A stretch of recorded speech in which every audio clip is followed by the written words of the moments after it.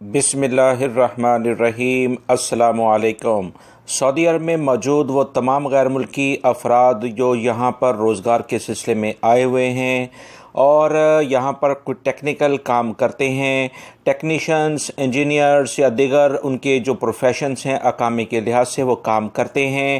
ان تمام افراد کے لیے سعودی کونسل آف انجینئرنگ کی جانب سے ایک اہم اعلامیہ جاری ابھی ہوا ہے، جس میں انہوں نے کہا ہے کہ وہ تمام غیر ملکی افراد جنہوں نے ابھی تک اپنے آپ کو رجسٹرڈ نہیں کرایا وہ یہ بات بھول جائیں کہ ان کے اقامے رینیو ہوں گے۔ ہر صورت میں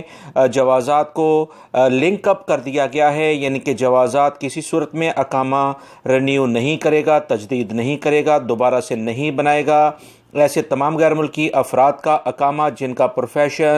پروفیشنل، ٹیکنیکل یا انجینئرنگ شعبے سے متعلقہ ہے اور انہیں لازمی طور پر اس سلسلے میں سعودی کونسل آف انجینئرنگ سے رجسٹرڈ ہونا ہوگا۔ اپنے تمام ڈاکومنٹس اوریجنل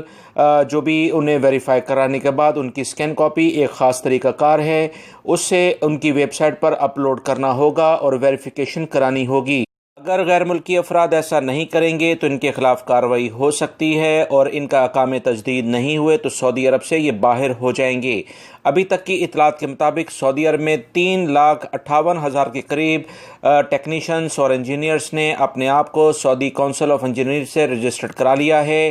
جس میں 1,80,000 کے قریب انجینئر سے رجسٹرڈ ہیں جبکہ 1,78,000 کے قریب ٹیکنیشین سے رجسٹرڈ ہیں۔ اس سلسلے میں سعودی کونسل آف انجینئرنگ کے ترجمان نے بتایا کہ بہت سارے انجینئرز کی ڈگری اور ٹیکنیشینز کی ڈگری بھی جعلی قرار پائی ہیں، جس پر ان کے خلاف بھرپور کارروائی کی گئی ہے اور ان کے پاسپورٹ کو بلاک کیا گیا ہے۔ وہ تمام غیر ملکی افراد جو جعل سازی کرنے کی کوشش کریں گے ان کے خلاف سخت کارروائی کی جائے گی اور تمام کے تمام افراد اپنے کیے کا خود ذمہ دار ہوں گے۔ لہٰذا وہ تمام غیر ملکی افراد جو کہ ڈاکومنٹس اپنے جعلی بنا کر اپلوڈ کرنے کی کوشش کر رہے ہیں وہ پکڑے بھی جا رہے ہیں، لہٰذا بہتر ہے کہ اصل جو ڈاکومنٹس ہیں وہی سبمٹ کریں ورنہ اپنا مینی چینج کروا لیں۔ یہ کچھ اہم معلومات آئی تھی سعودی کونسل آف انجینئرنگ کی جانب سے جو فوراً آپ تمام بھائیوں سے شیئر کی گئی ہیں۔ میری اس ویڈیو کو لائک کر کے شیئر آگے لازمی کر دیں تاکہ دوسرے بھائی بھی معلومات جان سکیں۔